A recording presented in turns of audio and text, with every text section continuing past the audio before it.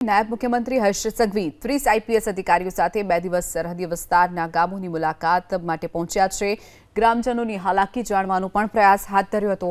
ત્યારે હર્ષ સંઘવી કચ્છના પ્રવાસે પહોંચ્યા તો રેન્જ આઈજીપી રાઘવેન્દ્ર વત્સ અને અન્ય કેટલાક અધિકારીઓ વાવના કુંડાળિયા ગામની મુલાકાતે પહોંચ્યા। ગ્રામ્ય વિસ્તારમાં આરોગ્ય કેન્દ્ર, પ્રાથમિક શાળા, ગ્રામ પંચાયતની કચેરીની મુલાકાત લીધી। આટલું જ નહીં, ગામના આગેવાનો સાથે પણ સંવાદ કરી સમસ્યા જાણી હતી।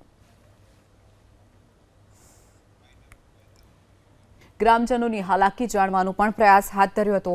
ત્યારે હર્ષ સંઘવી કચ્છના પ્રવાસે પહોંચ્યા તો રેન્જ આઈજીપી રાઘવેન્દ્ર વત્સ અને અન્ય કેટલાક અધિકારીઓ વાવના કુંડાળિયા ગામની મુલાકાતે પહોંચ્યા।